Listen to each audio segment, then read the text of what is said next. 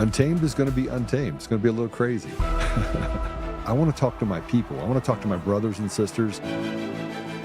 We can have grace and humility in how we interact with other people. Oh, hot dog, look at you. And nobody talks about what's really happening. And let's have conversations about what truth is.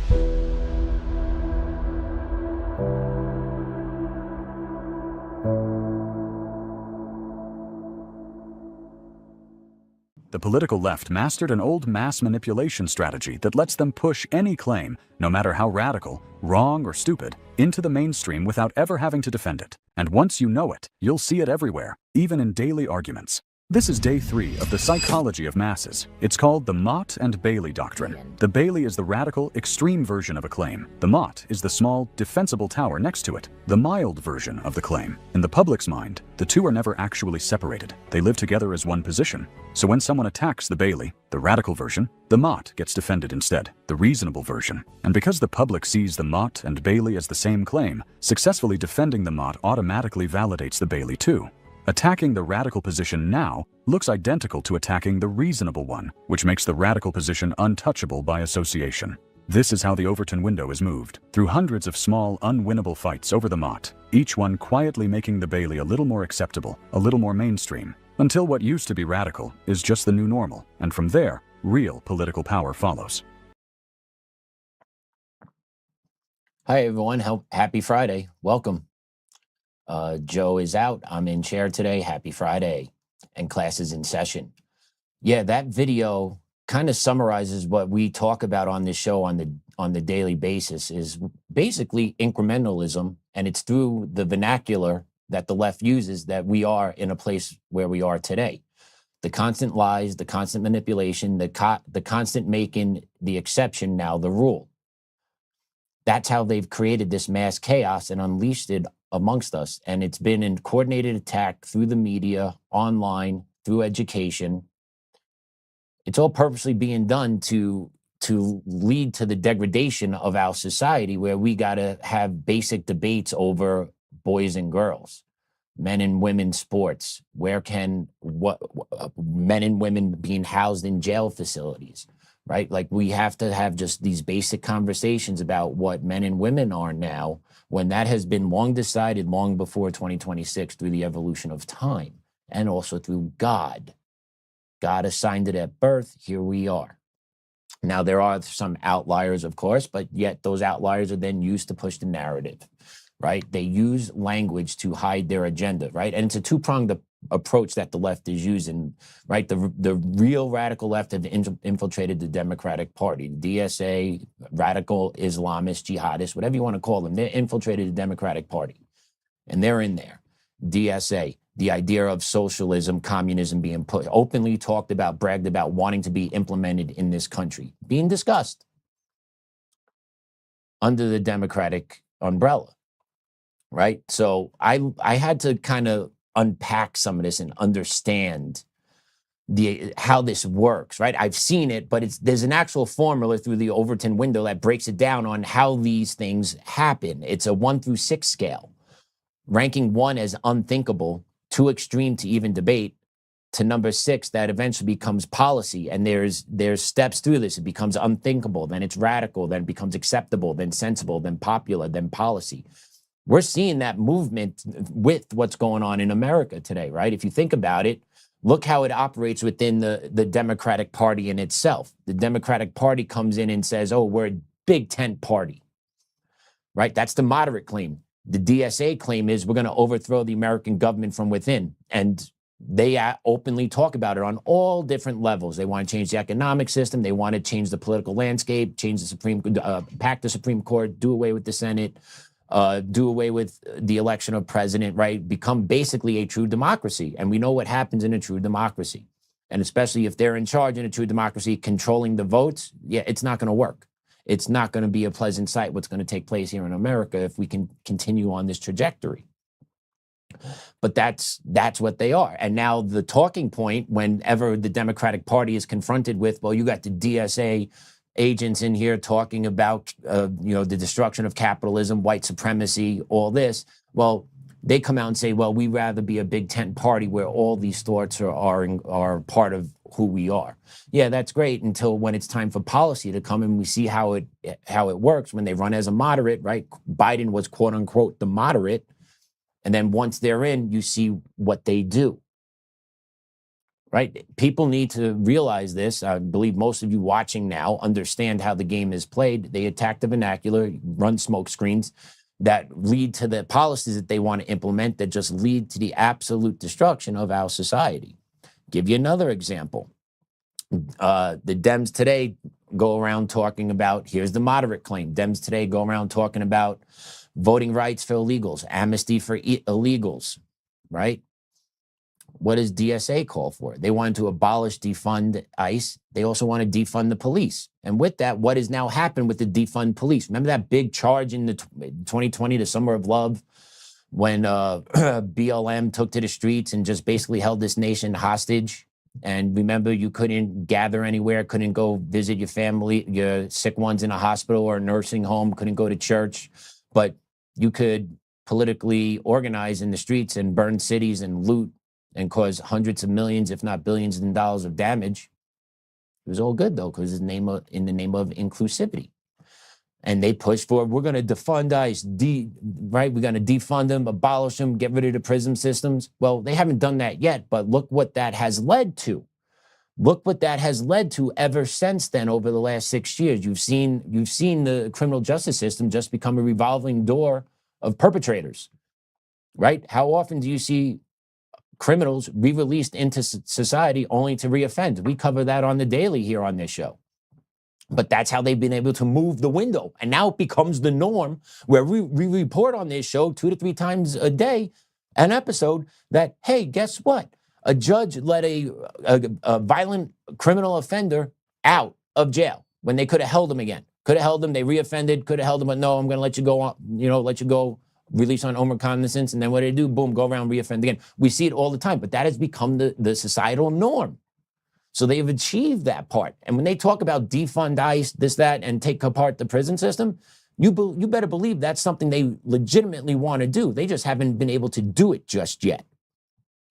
And then you take another one. You have Dems today. They preach diversity, equity, inclusion, right? All these different pretty words that mean absolutely nothing, because underneath what the DSA preaches is white people are the oppressors and they're the colonizers and they need to pay for everything.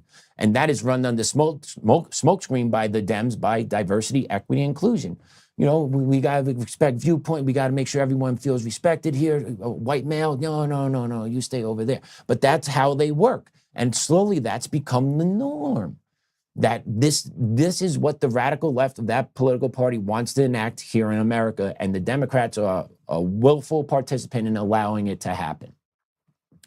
That's where we are. And if you don't believe me, just check out this clip from DSA's Francis Gill. Check out cut 2. Policy agenda on law enforcement is to defund police, ultimately to get rid of police departments, correct? Well, what I would say is that we're dramatically overspending on police right now. I understand, but the goal is to defund the police departments so we don't need them in the future. I think what we really want to see is a horizon where folks are not reliant on armed enforcement to meet our public safety needs. Right, but it says defund police on the website. That's your goal. And also to get rid of prisons and jails, correct? Yes. So if my daughter is assaulted and raped, is there any agency that would seek to find her assailant and bring him to justice? Of course, yeah, of course. What absolutely. would it be if not police, and where would he be if not a jail? So I guess I really want to avoid getting kind of caught into these hypotheticals and talk more about the reality that we're actually facing right now, which is that we're spending absolutely outrageous amounts of money on police and policing, and we're not spending money on things that actually make people safe and feel safe, which is things like actually well-lit streets. The streetlights in Los Angeles, everybody agrees it's a huge problem. Things like mental health care and substance use treatment. So things that drive people to commit crimes and to that make our society less safe. We're not doing anything about the root causes, and instead we're funneling money into the police. Yeah, the jargon. So we don't want to abolish the police, but I don't have an answer for you how we're going to deal with crime. No, because they don't have an answer on how they're going to deal with crime because they want the chaos. They do want to close the police stations. They want to empty out the prisons. They want to make sure they inflict as much carnage and make America as unrecognizable as possible, all while they seize power. Oh, let's make the street lights better in LA. I'm sure that's the issues in LA. The lights are too dark. It has nothing to do with the homelessness in LA, has nothing to do with the open drug markets in LA, has nothing to do with the prostitution, the feces, all that stuff. And she talks about wanting to get people the help that they need. Well, there is help available to people, but the problem is those people don't check themselves in. And then these DSA agents want to talk about, well, people have freedoms, this, that, and can't make anyone do anything, right? So what are you supposed to do when you have junkies and addicts that constantly refuse to seek treatment on the streets and you fuel them the drugs to keep their habits going, and you actually do not charge them criminally with those drugs while they're in possession of them? What are you doing there? You're talking about making people safe? How about you get the drug addicts off the streets? How about you stop giving out syringes and crack pipes to drug users? How about you start actually force checking people into mental health facilities again? Bring back asylums. Force people to clean up their acts. Because obviously when you allow people to degrade this way and then enable their behavior, you get this behavior. And then with that type of behavior, they need to feed their addiction. So what does that lead to? Criminal activity, theft of cars, breaking into stores, robbing people's homes, robberies on the streets. It all deteriorates the quality of life. And the DSA is all about it. And then you have the judges in these jurisdictions and the local DAs that, slap on him probation, had a hard life, let him out. And they constantly go out and they live the same life over and over again, reoffending the American taxpayer that is just looking to make enough money, provide for their family, and make sure their children don't have to walk through vials and syringes and naked people shitting on the streets while they walk to school. Is that so much to ask for in America in 2026? I think not. I think not. But you have to forcibly relocate these addicts. If you want to talk about helping people with addiction problems, you need to forcibly rehab them because they're not rehabbing themselves. And you need to actually stop giving them the tools to keep harming themselves. But it's a racket. It's a grift. People make money off of this without actually helping the people. And the DSA, that this is how they talk. This is how they talk. Pop, pop, pop, pop, pop, pop, pop. All while purposely leading us down a road of destruction that they are more than willing to steer us towards and smile while they do it and rob us with lie after lie after lie. There's no honesty here. And just to prove that, let's play cut 3 because here's my friend, Kamala. That part of the pain of this moment, Stacey, is these so-called leaders who are pushing this kind of this narrative about who is a legitimate American citizen among American citizens. Yeah. This blood and soil narrative that's being pushed at the highest levels of our government to suggest that, once again, to hearken back to times when it was explicit that there was a hierarchy among Americans and who was superior and whom was inferior, all citizens. And that's what's happening right now. I'll agree at our heart and soul level. She's part of the cartel where nothing happens to. So she is part of that separate class of the different classes of Americans.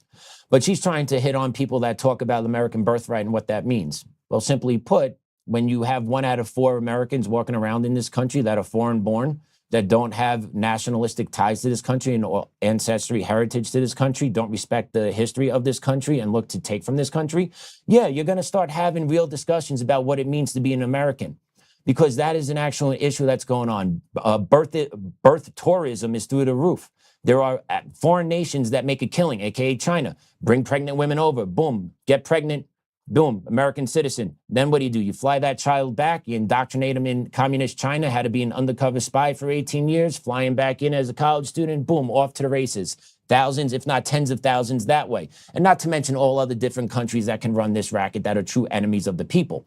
Not to mention the illegal immigration that takes place as well, when illegal immigrants come over to America just to give birth so that their child becomes an American citizen, and now they get to be attached to that child here and stay here in America and then collect benefits for that child. These are real things that cost American taxpayers dollars, and more dollars.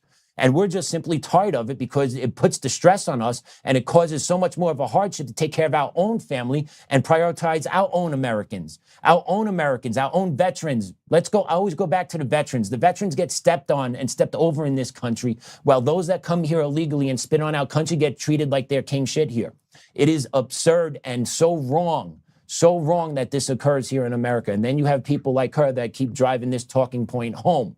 No, it's a legitimate talking point that needs to be heard. And then the Supreme Court has no backbone on this decision because they rule that it's actually okay 5-4. No big surprise. We know we don't have a real strong conservative Supreme Court. We have a 5-4 conservative ruling in our favor. It's a good day. But that's where we are in America today. And I'm going to play this one last cut. I know Dr. McCullough is in. We're going to bring him on shortly. We're going to have a great conversation today. Hopefully have a little fun with him as well. Just one last cut. This is Governor Kathy Hochul talking about why we got to take care of illegal immigrants in America and New York. Cut 4.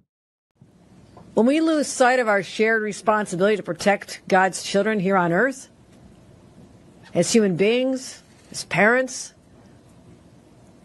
then we lose part of who we are. As a country, as human beings, as I said. So today I'm taking action. I'm announcing $7.25 million to cover the legal services for roughly 1,400 unaccompanied minors across the state of New York. And going forward, these children will have the legal representation they need. It's not lost on any of us that the Statue of Liberty stands tall in our harbor. For generations, she's had a simple message. Bring me your tired, your poor, your huddled masses yearning to be free. And despite the utter lack of humanity and compassion coming out of Washington, that message still means something here in New York. It means that in this state, we treat all people with dignity and decency, regardless of how they got here. And there you go, once again, the left using our language, our heritage to boomerang it back in front of us to make us believe we are supposed to financially take care of illegal immigrants and illegal immigrant children that come here into America financially and for perpetuity, because what is engraved on our engraved into our Statue of Liberty on a little pillar. Well, that's from 1893. I just want to make sure we get this all right. That was written in 1883, right? And that was long before America was considered a welfare state to anybody. So if you were willing to come to America at that point, you knew you were on your own. You were here to become part of the American experiment, make or break. No government subsidies, no government handouts, no NGOs, no cell phones coming off the docks, right? None of that was happening. You came here because you wanted to be part of America. Now, fast forward that till about maybe 40 years ago, 1960s, 70s, when the immigrations really changed, the Hart-Celler Act, where we started allowing immigration from all different aspects of the world, different people that had different cultures and different values, then started coming into America, started creating this mismatch, hodgepodge, and then next thing you know, illegal immigrants coming into this country were now given entitlements. And now that opened up where people would receive medical care, food stamps, housing vouchers, right? Like that became a thing. And now it wasn't, I'm going to come to America to work to find my way. It became, I'm coming to America to take from America because they're just giving it away. And the Democrats are completely fine selling us down the river that way. And so are a lot of the Republicans. Let's be honest here. There's a lot of money to be paid from bringing illegal immigrants into this country and also bringing immigrants into the country. It's not all just illegal immigrants. It's legal immigrants as well that are part of this, right? But the legal immigrants that come here, they come here legally, and they have usually work lined up. They have to go through a vetted process. They can't just pop here in America. Right, so two totally different standards. There's double standards all across the board. And I'm going to bring Dr. Peter McCullough on right now because he has a lot to say about double standards in the medical field as well. We're going to have some fun today. He is an elite medical physician. He's an internist, cardiologist, epidemiologist. He holds degrees from Baylor University, University of Texas Southwestern Medical School, and the University of Michigan School of Public Health. I wonder if he heard recently about the University of Michigan not giving letter grades to freshmen anymore. I wonder if he is aware of that. Dr. McCullough also is one of the most published cardiologists in his field with over 1,000 peer-reviewed scientific publications and hundreds of citations in the National Library of Medicine. He is the president and founder of the McCullough Foundation, dedicated to investigating major public health issues and pandemic response protocols. He's an author of early, widely cited peer-reviewed treatment protocols for COVID-19. Yeah, we know him. Let's bring him on. Dr. McCullough, thank you and being so gracious for allowing me to interview today. Sorry Joe could not be here, but I appreciate your honesty and your courage to sit with me today. Thank you, sir. Well, thanks for having me on. I'm in between patients, so I'll need to be out at top of the hour. But it's great to join your program, and I really, I feel filled with your spirit of something is going on in this country, in the world, and it just feels also wrong. It does. It does. And the more you tune in, the more you pay attention to what's going on, you know we have been consistently lied to for a long time now. And I just want to give you the floor now, being a medical expert, to get you in front of me. What's your take on what happened with Fauci and where we go from here? Oh, my gosh. I think probably most people saw this. To summarize, the whole world has been damaged with two waves of injury. First was the SARS-CoV-2 virus, which Fauci helped create with a team of US-Chinese collaborators in the Wuhan Institute of Virology. And even to this day, academic medicine won't come to that conclusion. They refuse to face that reality. And even the major US intelligence agencies all agree that the US and Chinese worked together to create the virus that got us all sick. 97% of us got the virus. I know I've had it. Have you had it yourself, the COVID virus? I got it officially one time where I got tested, came back, went to like a drive-up place, swabbed the nose, unpleasant experience. But yeah, that came back positive. And then I want to say about 8 months later, I am not vaccinated, did not get it.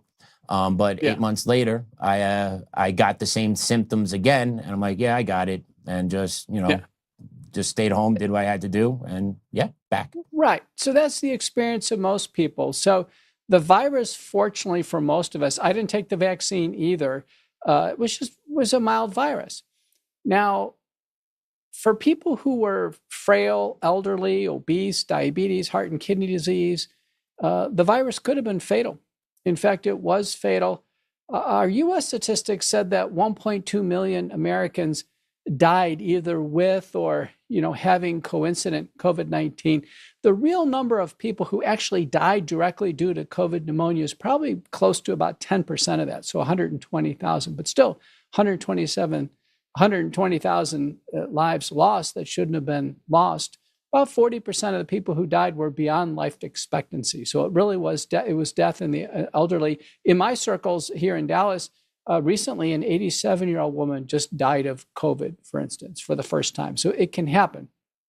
And sorry, go ahead. Yeah, but the second wave of injury, this is the real sad part of this. The second wave of injury was actually COVID-19 vaccination, because let me show you. The virus looks like this, and the little spike on the surface, that's the part that was engineered in the Wuhan Institute of Virology. The vaccines, Pfizer, Moderna, Janssen, and Novavax, they provide a massive dose of the lethal part of the virus. The man-made part of the virus, the spike protein, is produced inside people's bodies after they take Pfizer and Moderna, which endlessly produce this spike protein. We've done research in one of my patients here in Dallas. We can find circulating Pfizer vaccine in his bloodstream 3.5 years after the shots, producing this spike protein. And the spike protein goes everywhere: the heart, the brain, the vital organs, the skin. So no wonder people feel sick after the vaccine. Now, it's interesting, in a paper from Harvard, when the spike protein is introduced in the body, and if the body makes a perfectly neutralizing set of antibodies, they don't have any problems whatsoever. So the body is neutralizing the protein threat. But if the antibody library is slightly off and it doesn't hit the target, then the spike protein is able to roam free in the body and cause all kinds of problems. It directly causes heart damage or myocarditis. That's in the label of Pfizer and Moderna. So the FDA, all the agencies agree, the COVID vaccines cause heart damage. In some cases, it's fatal, leads to a cardiac arrest. We should never have a vaccine that leads to cardiac arrest. Let me just say that. We should never have a vaccine that ever results in a death. Never. You don't It say. directly causes neurologic problems, paralysis like Guillain-Barré syndrome, stroke, transverse myelitis. It directly causes autoimmune problems because the body's trying to fight off this protein in genetic material that's inside cells. And then lastly, it leads to blood clots. The spike proteins directly in blood clots. There's a fifth area of concern that's emerging, and that's cancer. Wow. That's a lot.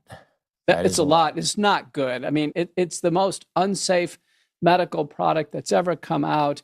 We've had dozens of hearings, presentations. States have tried to pull it off the market. People are, have recoiled. Only less than 9% of the population's taking any boosters. 90% of people know this is not good for you. Rasmussen survey shows over 50% of people in the United States think that the COVID vaccines have caused large numbers of deaths, and they're right. We don't know how many, but our CDC has 19,000 well-documented American deaths. That may be underreported 30-fold. So the real number may be close to 600,000 people dying after the vaccine. So the vaccine was actually worse than the infection in terms of population death risk. The vaccine was the killer, not the disease. And they rushed to get the vaccine out. People raised concerns. And then when people raised concerns, they were blacklisted, shouted down, canceled. Yeah. You weren't allowed to bring contradictory evidence to the table. Where was that pressure coming from, do you think, doctor? How high up do you think that was coming from? In my first book, we outline what we think is a vaccine cartel, a biopharmaceutical complex that has formed that is just focused on global vaccination. The WHO and World Economic Forum and the Coalition for Epidemic Preparedness Innovation and Gavi and Unitaid and the regulatory agencies, and the Gates Foundation and Wellcome Trust and Rockefeller Trust and all the regulatory agencies, and then the pharmaceutical companies we believe are the suppliers, but they're not the drivers of this. There is a worldwide madness over vaccination, which we've never seen before. And the same madness, by the way, exists in veterinary medicine as well. It's interesting. When I was a kid, there was like 5 vaccines. Now a child today faces over 90 vaccine doses. It's unbelievable, the growth. And the environment's gotten cleaner, antibiotics and treatments have gotten better. Right. Infectious disease threats are less, not more.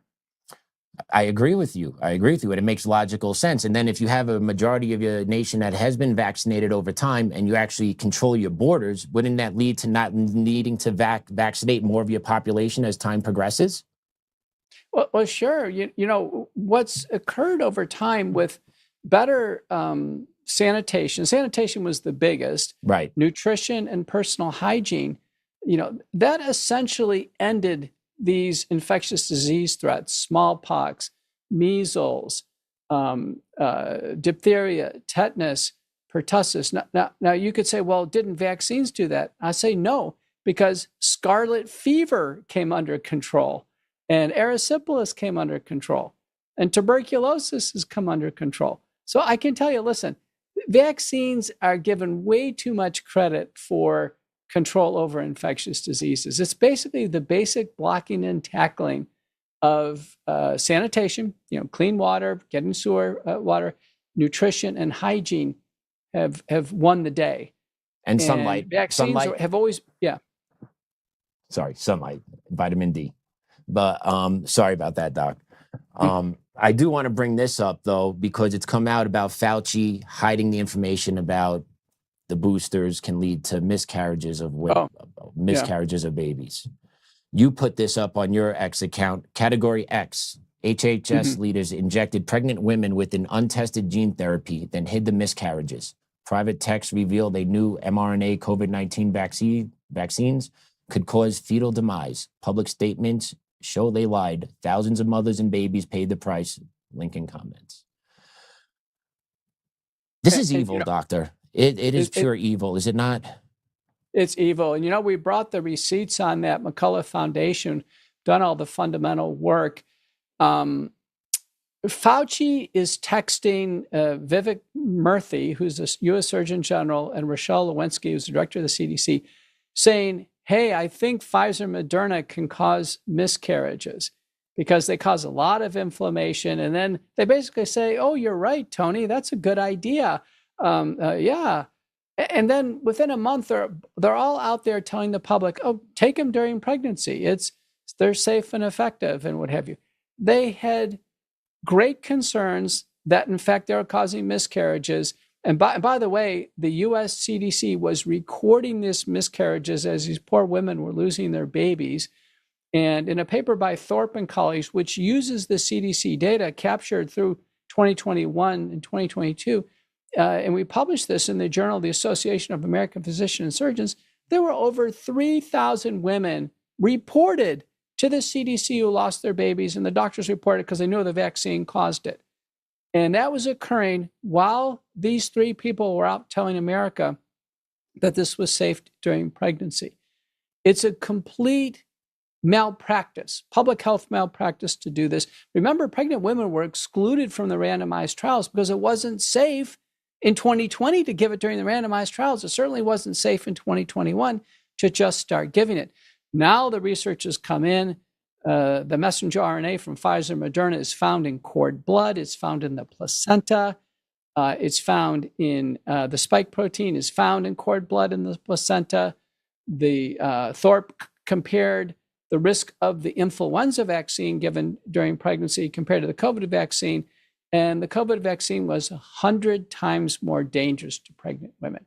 Well, I came out in 2021 with a paper with Ray Stricker. We published this in Trial Site News. And Ray runs the largest fetal loss center in the United States in San Francisco. And we told America it's pregnancy category X, meaning there are no safety data. It's a dangerous mechanism of action. It should not be given. Pregnant women had better outcomes than non-pregnant women. There's no rationale why they should have received these shots. Now, what's interesting is now there's a double standard. So listen to this. The COVID shots had no data to support using it in pregnant women. But Fauci and officials said, oh, give it in pregnant women. Well, now Moderna has an RSV vaccine and an influenza vaccine. And guess what? In the package insert, it says, don't give these to pregnant women. Why? Adverse effects? Because there's no data and it's a dangerous mechanism of action. So now they're back to pregnancy category X. So it's interesting. So now a double standard has emerged. Listen, if Moderna's RSV and flu shot isn't safe for pregnant women, the COVID shots definitely weren't. So now we have this evolving out there. I don't think too many people have picked up on this, but there's a double standard even in the messenger RNA platform, which to my view looks grossly unsafe. And then you had these shots that weren't choiced. People were forced to either get vaccinated or you're going to lose your career, lose your job, lose your livelihood. So many women and men were forced to, hey, I have to go do this. And then, miscarriages happen. I don't think people understand. And I'll be honest, I didn't understand it either until my wife and I have experienced a miscarriage. And it wasn't from but we've had too many of that, to be honest with you, in our house. But it is traumatic to the family. It is traumatic to the mother, especially if it's a pregnancy that was wanted and they fought for to have, and everything finally fell into place for a family to get that blessing, for that blessing to be ruined, and that parents not being given the actual information to make the best decision possible to keep that baby healthy. It hurts me to the core because I know the feeling of losing, like I didn't feel, but I've seen it happen to my wife and I've physically seen it. It is an awful experience. And the fact that Fauci and leaders in government hid this information, do you think they should be criminally charged? If so, how do you think that could be arranged? Yeah, let me put a finer point on and just give the listeners the data. So Tom Shimbaru, who worked at the CDC, published a paper in the New England Journal of Medicine, and the report indicated that the miscarriage rate could be as high as 82% in women who took the shots in the first trimester. Now, the baseline rate before the pandemic of a miscarriage is about 15%. And, sometimes the egg and the sperm, the nascent embryo just don't land correctly in the uterus and they pass on. That's a miscarriage. But from 15 to 82%, there was tons of letters to the editor and it went back and forth. And finally, in the end, because they didn't follow everybody over 9 months, Shimbaru, they published an erratum that said, listen, we just don't know what the miscarriage rate is. Well, you don't, vaccinate pregnant women with a genetic vaccine and not know this ahead of time. It's medical malpractice. I think where we are on this, and Trump has opined that Fauci should probably be investigated. Right now, it's either with Todd Blanche, who's our attorney general, recently confirmed, or with Jeanine Pirro, who previously was a Fox host. People see me, I'm a frequent contributor on Fox as well. So the file is either with Blanche or Jeanine Pirro, who's the federal judge for DC.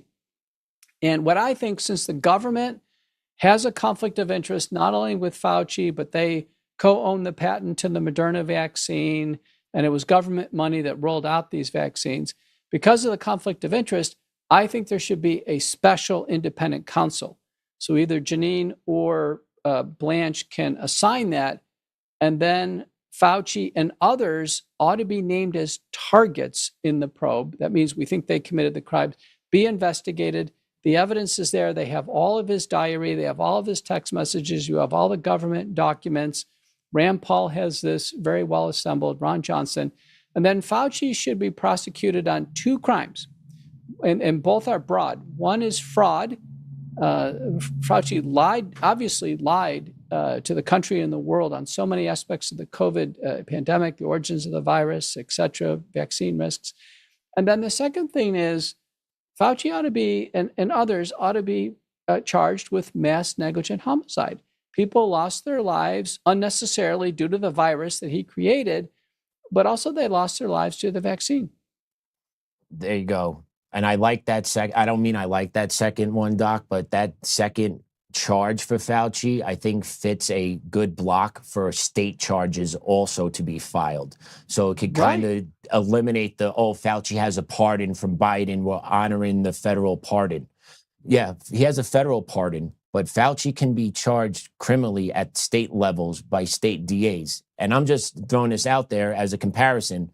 I'm out here in Colorado, and for the past 4 years, we've been in the middle of the Tina Peters saga out here. Tina Peters had a presidential pardon from Donald Trump, but she was kept in state jurisdiction in the state penitentiary, and the state would not recognize the federal pardon until maybe 4 or 5 months afterwards, when Governor Polis didn't even recognize the pardon. He just granted clemency to Tina and then released through the state channels. So I believe there are state ways where you put up the negligent homicide could be followed up by DAs and could actually put some state charges and fear into Fauci. That was a great point. Can we talk about clemency just for a minute? Sure. So pardons are typically given to people who've already been convicted. So you know all the circumstances, you know the crime. Typically, some time has been served. And the feeling is that the punishment, kind of was out of proportion to the crime. And that's the reason for a pardon. For Fauci, not all the circumstances were known at the time he was given clemency. And he certainly wasn't charged or convicted. So many would say, listen, his pardon isn't valid. Now, there were 2 people who got preemptive pardons. It was him and Hunter Biden. And so, for a doctor who's 85 years old to get a preemptive pardon for pandemic crimes. This is unprecedented. I don't think the pardon is going to hold up at all. It doesn't meet any of the traditional criteria. The circumstances could not have been known by Biden at the time that pardon was signed, if Biden signed it. So there should be a full on in terms of prosecution at the federal and state levels. Interestingly, Fauci's 85. These types of investigations and trials, they take years. He could be approaching 90 by the time we ever get to a point of justice. Yeah, our legal system moves slow, I'll tell you that. It moves real slow. And then also during this COVID time, we also had alternative treatments that were being shouted down from the rooftops that people weren't allowed to get or administer to friends. Ivermectin being one of them, right, Doc? That's correct. So Fauci, one of the mechanisms by which he committed mass negligent homicide, and Rochelle Lewinsky would be in that group, and Vivek Murthy and others, is that they suppressed early treatment. They undermined early treatment. So the most widely used protocol was the McCullough protocol. I published that in the American Journal of Medicine in August of 2020. It was the most comprehensive, thorough, scientifically supported, clearly the most highly published protocol, and it was deployed worldwide. It was credited with saving tens of millions of lives, sparing hundreds of millions of hospitalizations. You know, those people who died in the United States, they died because they didn't get early treatment. So we should have had, everybody should have received early treatment. You know, of the multiple drugs in the McCullough protocol, the real star was ivermectin. In the in the journal Chest, and the ICON study done in Florida, ivermectin had way better than a 50% mortality reduction when it was given to people in the ER and through the hospital stay. So everybody hospitalized should have gotten ivermectin. Instead, they were declined.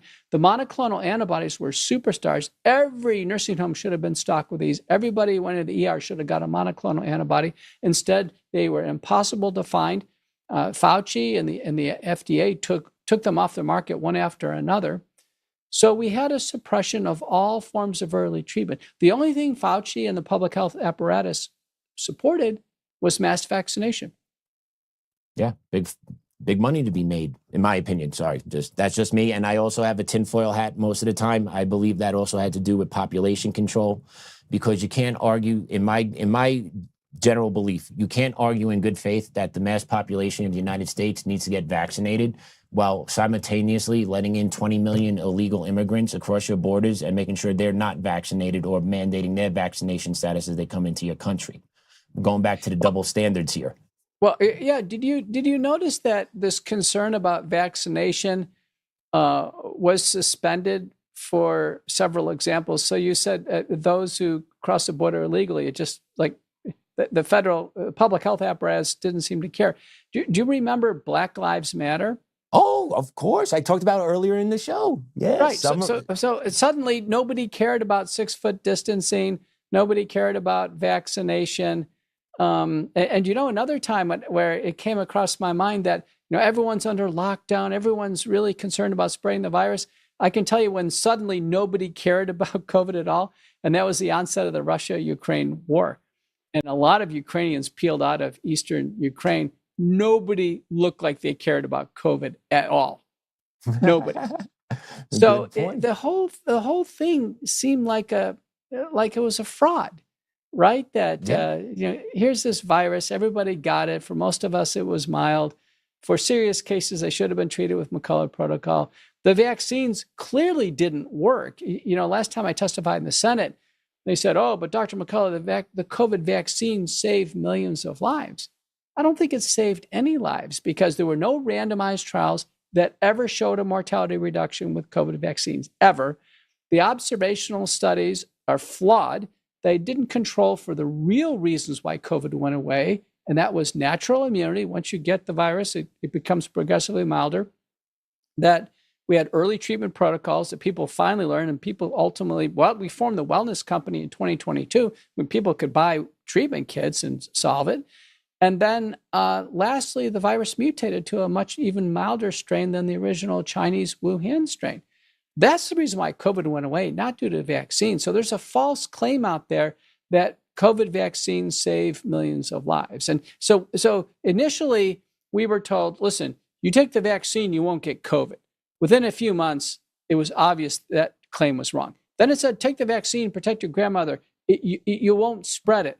Well, that's wrong. And again, our public health agencies came out and said, sorry, we are wrong. Then the last one is, well, it kind of mysteriously saves lives.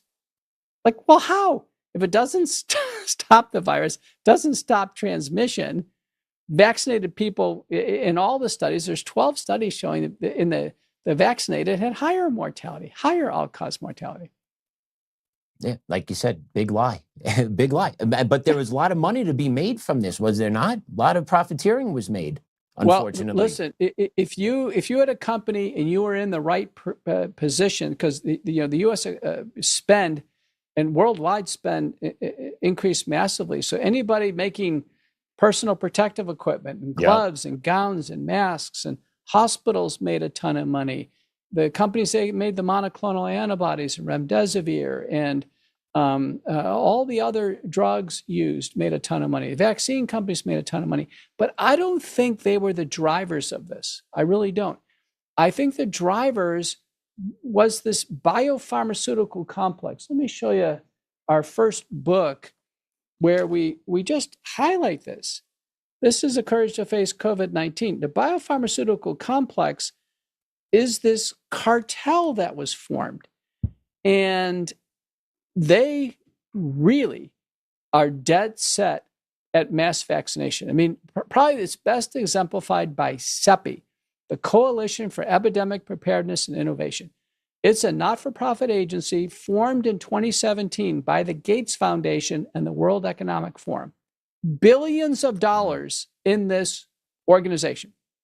They have a business plan.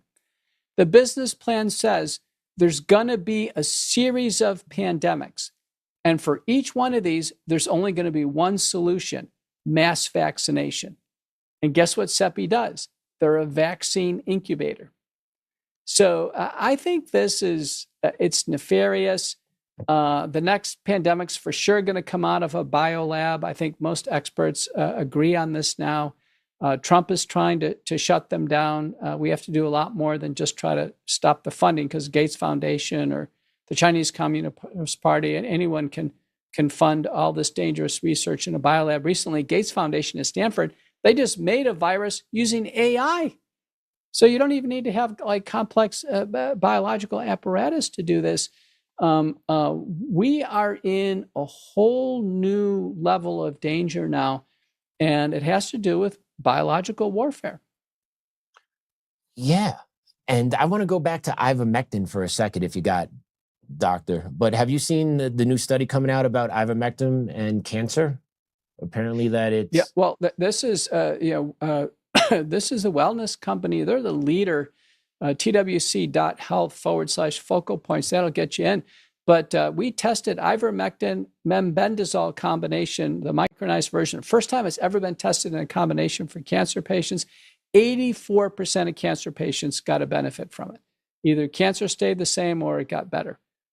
So adding on to conventional surgery, chemotherapy, and radiation therapy, ivermectin mebendazole from the wellness company is an absolute winner. This is teed up for the National Cancer Institute and the NIH to do a large-scale randomized clinical trial.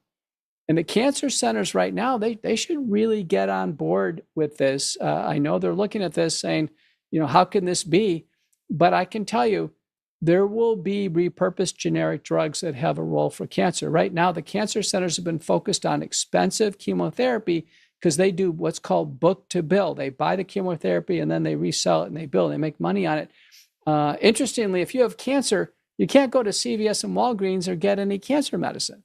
And we think at the wellness company, that's wrong. There's plenty of supportive data for ivermectin and mebendazole. In fact, there's patents written on this for cancer. Awesome. That is great. I just saw that come out recently. I'm like, wow. And thank you for cluing us in over here at Untamed Nation with that. I got one more question for you, Doc. I know you were running a little short on time. I got maybe 1 or 2 more questions for you, if you don't mind. Okay. With Trump and his executive order on childhood vaccination restructuring it, what are your thoughts? And Are these vaccines really needed for kids, or would you recommend parents not giving up, but just kind of pumping the brakes on doing the vaccinations on their children? I think for both children and pets, vaccinations have become excessive. There's a burden of vaccinations, and excessive vaccinations in kids has been linked to allergic diseases, food allergies, asthma, atopic dermatitis. It's linked to neuropsychiatric disorders like autism spectrum disorder, attention deficit disorders, tics and seizures. It doesn't look good. The kids are over-vaccinated, and they're vaccinated for illnesses that are so easily treated with antibiotics nowadays, like diphtheria and pertussis. It's just unnecessary. So let's hope this executive order, which trims the vaccine schedule, and that's going to reduce complications for sure. Let's hope it's not overturned by a federal judge. Now, the American College of Pediatrics, which is funded by the vaccine cartel, by the way, they overturned the first attempt to trim the vaccine schedule through what's called the ACIP process. Let's hope the executive order is stronger. And I think it's going to be, because it delegates a lot to the states. It's going to be hard for this plaintiff group to try to work through every state. And the main thing I think would come out of this, if parents have complete free choice. If they have free choice, if a parent wants to take every single vaccine possible, they can for their child. But if a parent wants to go more natural, they should be given that possibility. And then you get into the states, though, where they have you either need to get this, and this vaccinated and vaccine into your child, or you don't go into school. So they got you out.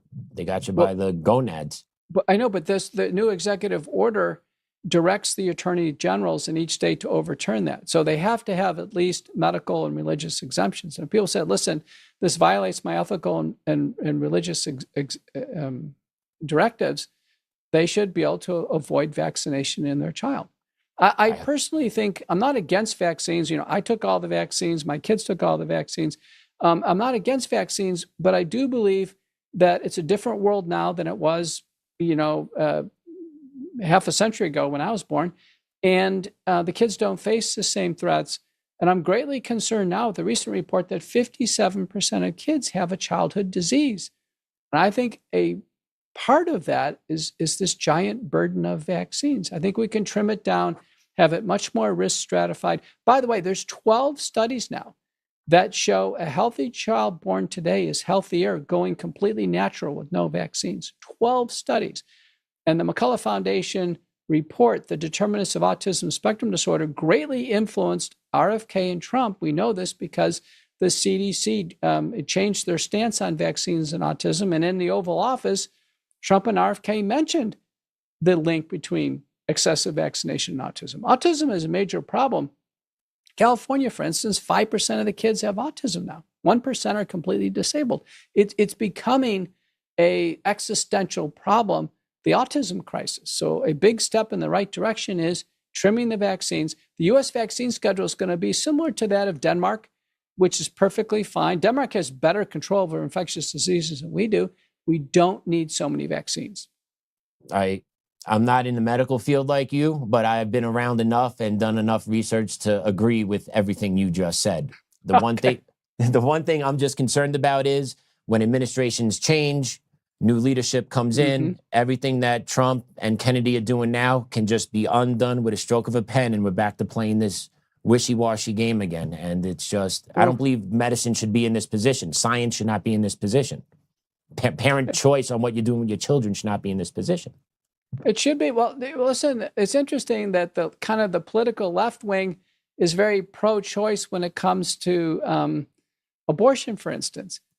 Well, why wouldn't they be pro-choice in terms of your choice of taking vaccines? It's interesting how there's a flip-flop in this kind of my body, my choice philosophy. Of course. But it always happens on their side, because eventually the boomerang of whatever they're advocating for comes back and hits them in the face with something else. That's why, just like if you've seen it, the WNBA, I'm going to close with this, Doc. Have you heard? Yeah.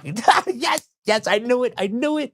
So, Doc, the WNBA, you got two men, two former NBA players that are now looking to be transgender to enter the WNBA. The WNBA just had a league meeting with 15 management personnel, and they could not decide what to do here. Where are we, Doc? Where are we? People have lost my mind. My co-author, John Leake's got a book out. You got to check it out called Mind Viruses.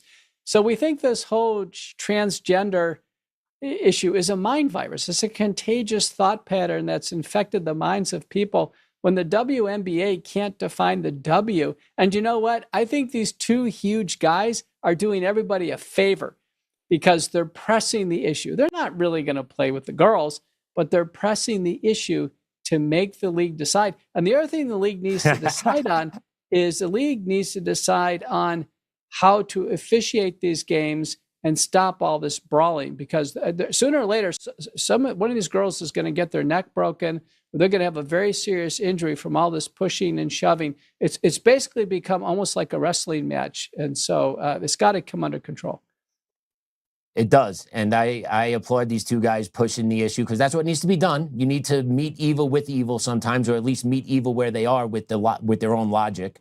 And I don't know if you saw this. There's a French trans player that's about 22 years old, averaging a double-double, dominating the women's league. 22-year-old man. Oh, no, I didn't know that. Yeah. He might be coming over too. He may want to come into the draft too. But so this is happening in France, huh? Yes. There's one professional trans player in France, 22 years old, averaging 20 and 10. Yeah. Well, did you see the Olympics where there's some male boxers that just beat the crud out of the girls? And, I decided, since I'm a doctor, I get to call who's who. So if there's a man, I don't care what he wants to be, I call him a man.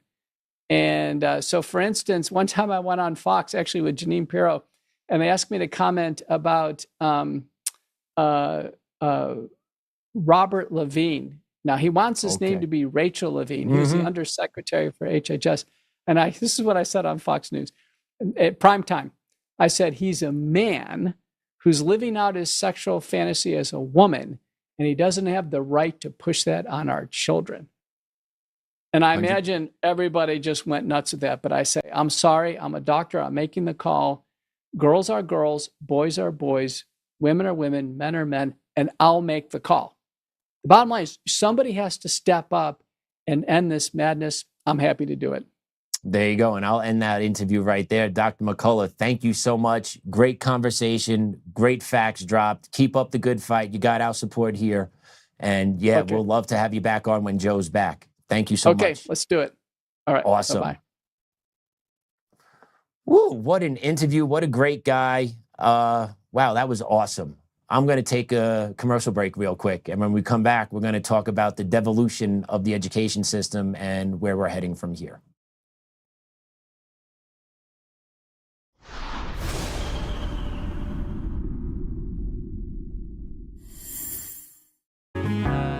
Oh, hi. I almost didn't see you there.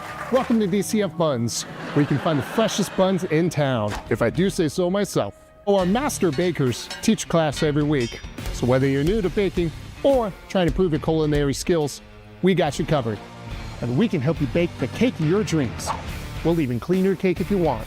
And if you don't want to bake anything yourself, we have loads of fresh buns available in a variety of shapes and sizes. Check us out at dcfbuns.com to learn more. DCF Buns, we keep the buns hot and the deals hotter. Buns. In every thread, in every stitch, Honor-Bound USA weaves the fabric of the American spirit.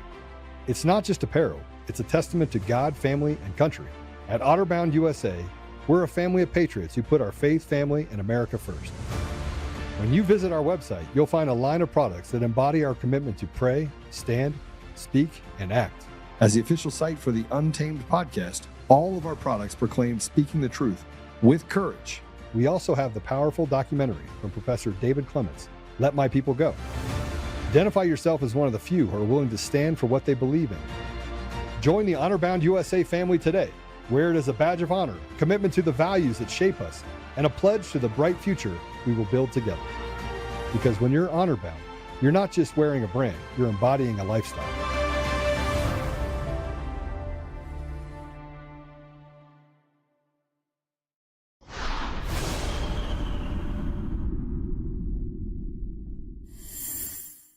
I was Teacher of the Year at John F. Kennedy Middle School in Antioch this past year, and Blue Ribbon Teacher of the Year for the district. What you have in front of you right now is my resignation letter. I resigned in May. You can read those 3 pages at your leisure, but I've heard a lot of positive data in this meeting, and I just wanted to give you some facts from my firsthand experience. So first, district leaders asked me to fabricate grades for a parent who sat in the office for hours until her daughter's failing grades were changed. It creates false entitlement. What happens when these kids lie, cheat, and cry their way through school and end up as future doctors, police, or politicians? When will you protect the future of our society? Second, that same parent has harassed over 30 teachers. Teachers have filed police reports, and entire school districts have had, or entire schools have had restraining orders against her. Yet she's still allowed on school property, showing up to field trips her child didn't earn, and filming other students. When will you stop prioritizing parents' feelings over the safety of our teachers and our students? I heard you also mention that we're closing gaps in teacher vacancies. I want the public to know that many of those are filled with uncertified teachers. My third point, HR withheld money from my employee paycheck as well as many others. They took $500 from me specifically, and it put me behind on my mortgage. And then they sent out an email saying that they had to do it to pay other employees. When will you pay teachers what they are owed? My fourth point, the news reports that behavioral issues are down. They are not. We are simply banned from reporting them, forcing us to keep disruptive students in the classroom. Statistics are being skewed to protect the district, not our children. Our children cannot read and write. They cannot do basic math. And we spend 40 hours a week with these students, so we know them better than the district and those fake numbers. Please stop undermining our professional decisions, because honestly, it's breaking the efficiency and it's giving HOA quality. So Dr. Battle, my question to you Thank you. The time. Okay. Thank you. The time. Yeah, she is not lying with anything she is saying. 100% this goes on throughout all school systems throughout the country. You have parents that complain and force teachers to change grades. Administrators force teachers to change grades from public pressure. Also, you get the phobias that are thrown out there. The isms get thrown out at teachers as well if they're not bending the will to what the parent or the administrator is saying. Yeah, it's all true. The state of education is in the toilets, and it's all because of the woke policies that have taken over pretty much every major metropolitan education center in this country. What's going on in Nashville isn't any different than what's going on in Savannah, Georgia, that's going on in Cherry Creek School District, that's going on in New York City Public School, that's going on in San Diego, California, that's going on in Texas. It's all going on all in the same place.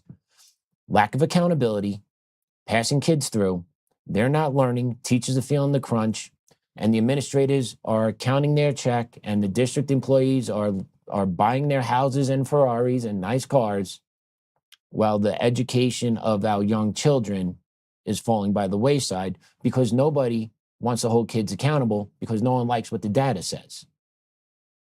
That's the reality of it. Disrupted kids are kept in the classroom. Why?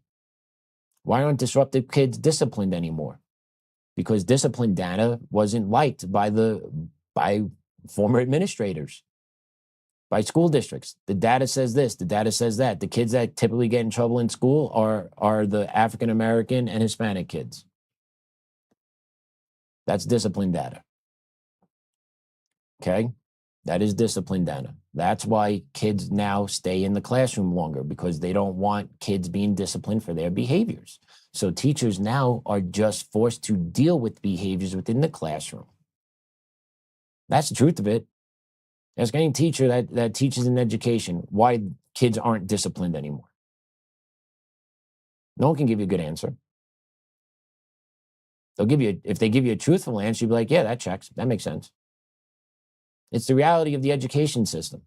And kids that misbehave in school, it doesn't have to do with, and that's the thing, it doesn't have to do really with color. Everyone always says behavior is because there's a need not being met. Well, typically kids that are misbehaving in school are the kids that have big holes in their educational ladder.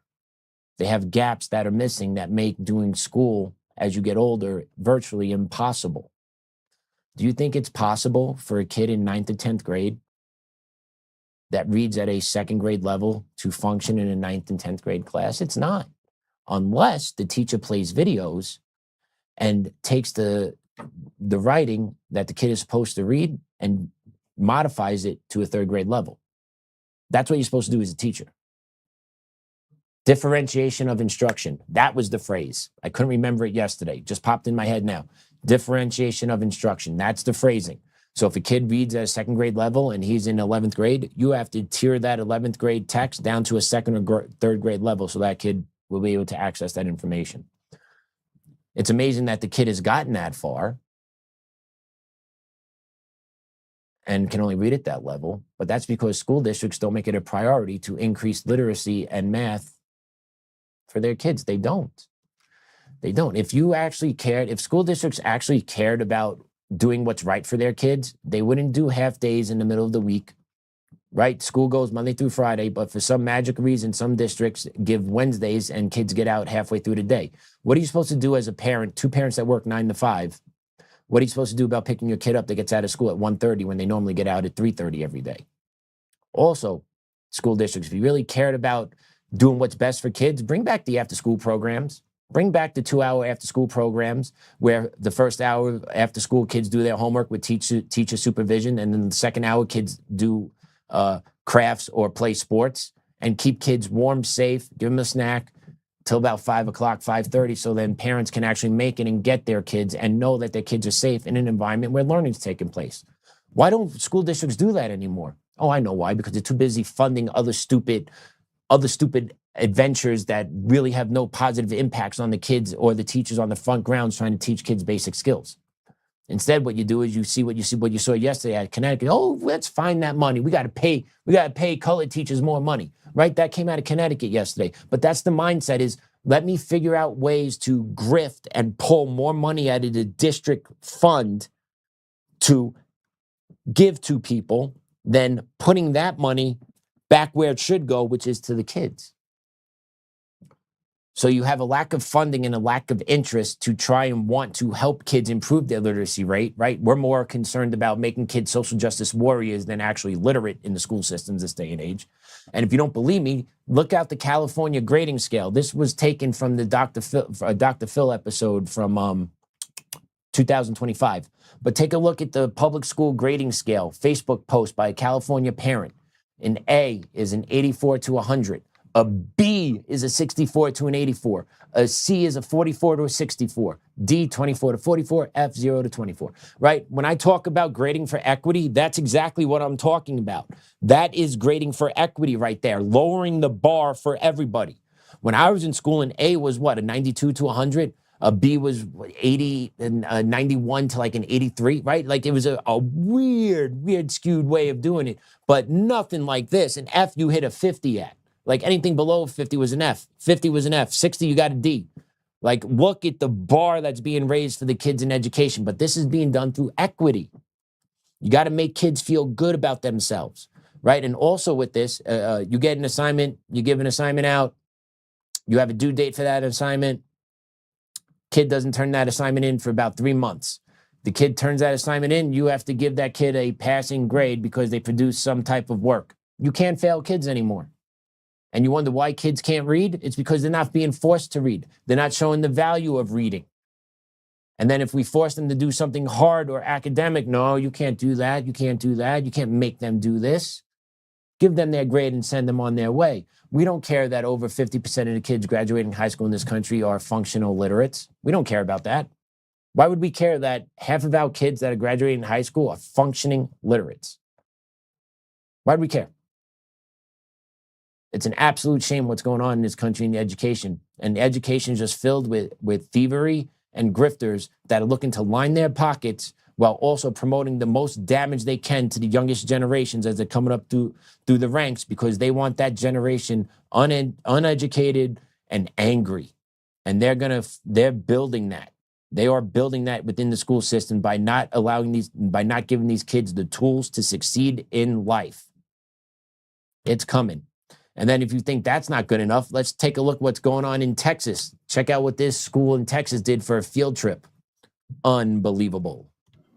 It's always exciting to have the opportunity to speak to the general community about Islam.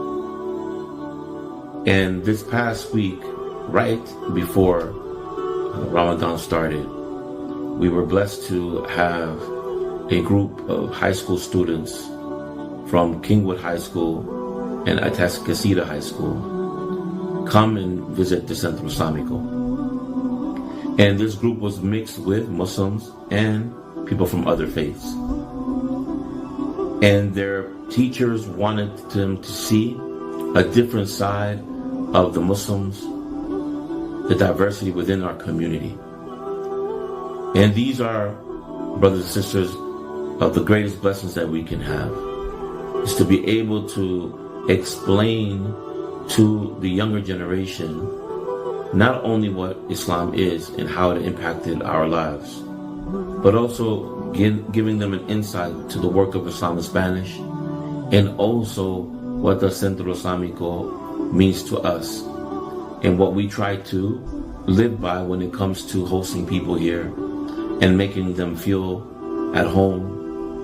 And many times we may underestimate the impact that may have when you have over 30 students being able to go back to X amount of classmates that they can speak about what their experience was here at the Centro Islamico, what they heard about when Islam impacted these individuals' lives, but also when they're able to go back and speak to their families of this experience. We hope at minimum that it was something positive and definitely not something that was negative, and at times an opportunity to wipe away many misinformation and stereotypes that one may have against the Muslims. So it was an opportunity, alhamdulillah, that we were given by Allah, and this is always by His help and also the support of the community, allowing us to continue this work, not only for the immediate future, but also looking way down the line when these young men and women are adults and they can speak positively about Islam. Are you kidding me? No, I'm not. I actually found this and watched it earlier today. I'm not kidding myself. I'm not kidding anybody. But that was a field trip that a Texas high school took. A class in Texas high school took down to an Islamic mosque to be indoctrinated. And then hopefully that they will then go spread the word, right? Like, what is going on? Why are state taxpayers' money being used to facilitate a religious field trip? I don't believe you could do that to go to a church. Don't believe you could do that to actually work and pray in church for a day, right? So, like, what are we doing here? But this is what they do. Goes back to the start of the show when you talk about, like, the language and all this, because something like this is used in the school systems a whole bunch of different ways, but it's under the guise of diversity, equity, and inclusion, DEI. So they use the terms diversity, equity, inclusion. We need to be more accepting. We need to be more understanding. We need to experience more, right? So they use this language then to ship a field trip off to a mosque for a day. And now that mosque, it wants those kids that aren't Muslim, that are being brought to them during the school day, to then go out as they grow and become older to recruit and bring people to the mosque. Do we hear what's going on in there? And that's Texas. And that's in Texas where that stuff's happening. This is going on all throughout the education system. They promote diversity, equity, inclusion, but when they promote it, they're actually just doing things against what American principles are. And I'm not saying Islam is against American principles, but what I am saying is you should not be using taxpayer funding money to transport public school kids to a Muslim mosque for education purposes. That's crazy. But if you ask the left, that's diversity, that's inclusion. So you got to do it. So that happens. You also then get the month of Ramadan going on in schools now, where schools then divert all rooms, or at least a room, to Muslim students so that they could pray during the day. so that they can pray during the day, right? All in the name of diversity, equity, and inclusion. That's how they're undermining America. Because then if you actually push back against, oh, you don't want a Muslim kid to pray? No, I don't care if a Muslim kid prays or not. I care if he prays at school during the school day. Wouldn't you? It's not acceptable. Does my kid have the right to go do this? And also, I'm not going to make my kid go do that because that school is not where prayer takes place. You have religious structures where prayer takes place. And you need to keep those guidelines and lines in the sand. Otherwise, you get mishmash, hodgepodge, what you get in the public school systems today, which is you get Muslims that can pray in school, but a teacher that has a Christmas tree up gets written up or gets talking to or is told to take it down. Or you have a cross hanging. Nope, take the cross down. But Muhammad could pray? How? Equity and inclusion. What about me? Doesn't exist for you. We have to make sure the Muslims are included. Not you. You're just here. You don't need to be included. You're just here. And that's how the game is played. And if you don't believe me, check out this. This is a teacher that's an open DSA agent that loves making TikTok videos. Well, let's take a look at cut 4 on what Alina Sohali's got to say. Maybe you should consider doing something else, like anything else, like any other job in the entire world. If you want to know where my political beliefs stand, it's very much more so aligning with these people. That's why I'm more so democratic socialist, more so far left.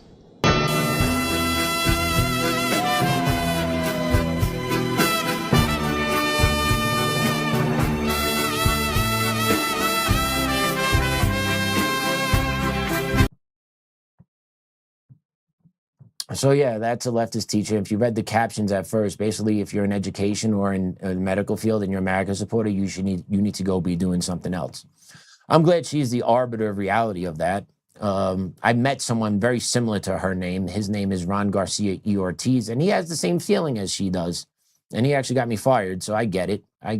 They're all pieces of trash. They hate America. They hate anything that has to do with America or conservative values or principles, and they have no problem ruining your life over it. They don't think twice about it. You're in the school system. You like America. You're a Republican. Out.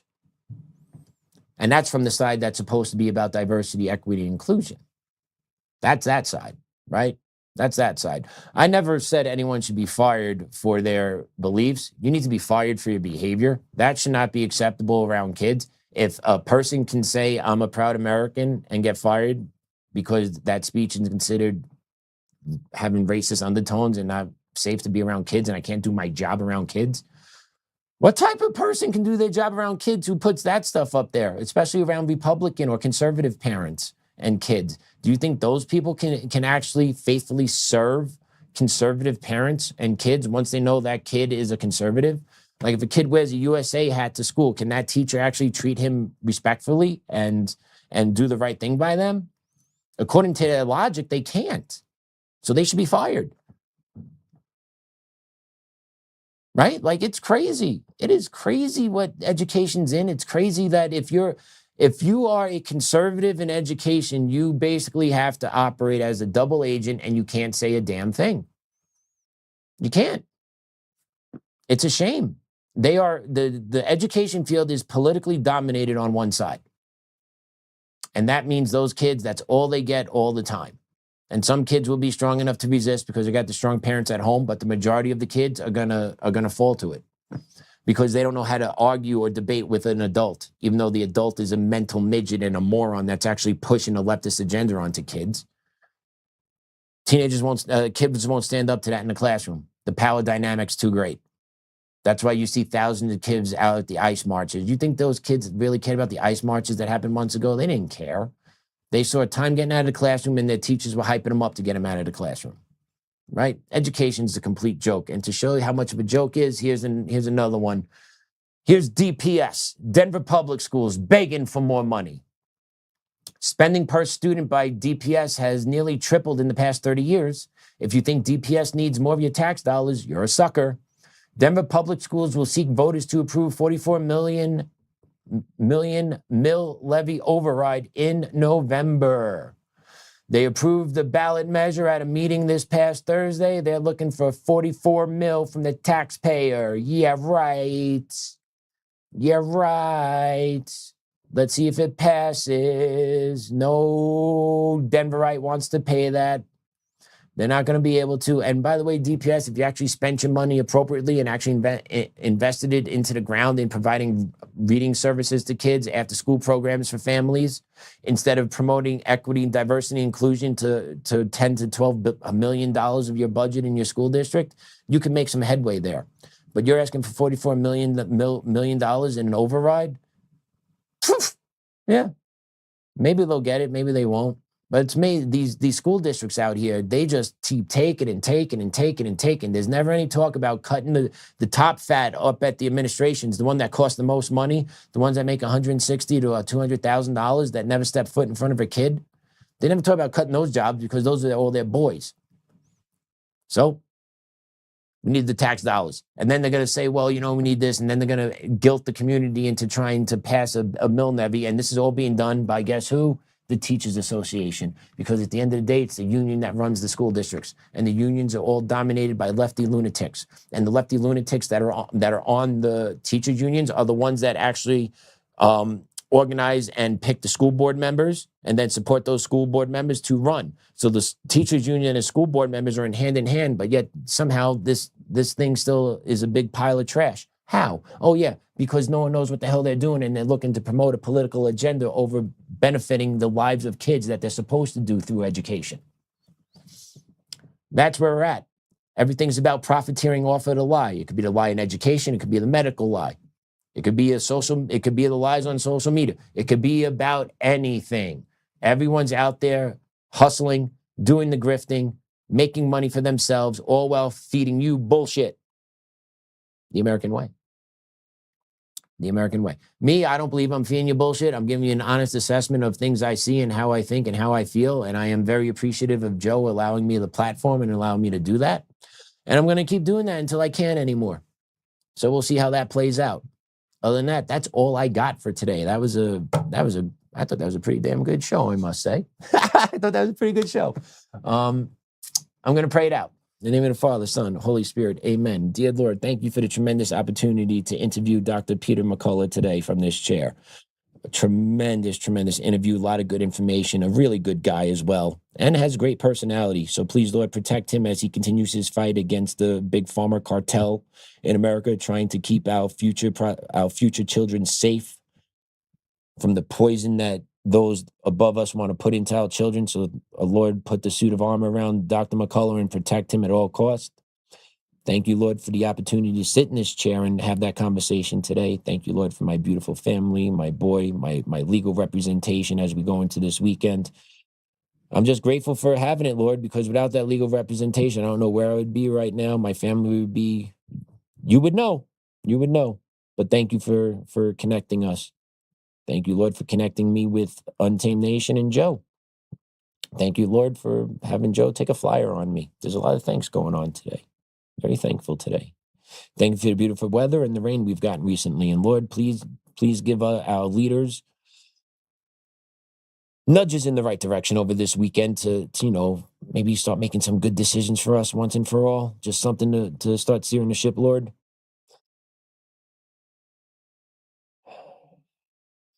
Miss your grandma, grandpa, and dad.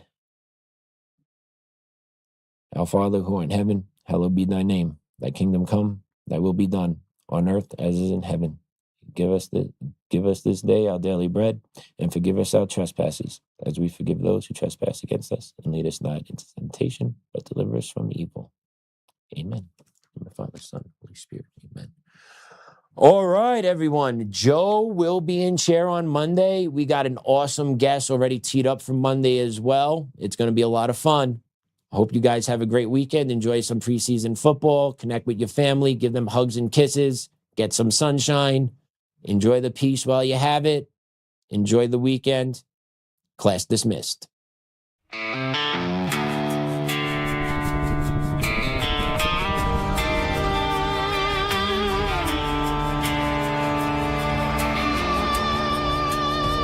Rise up untamed in the heart of the fire.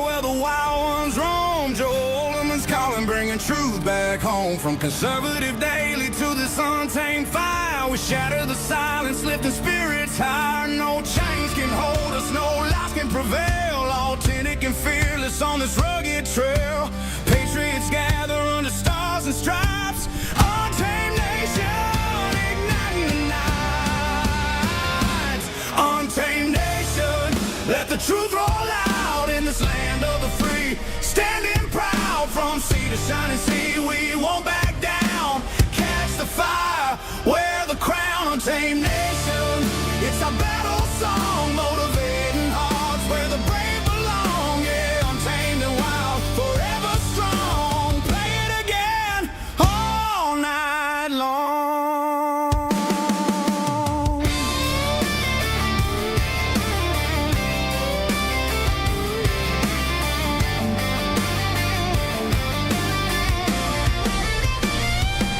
Break the mold, chase the real.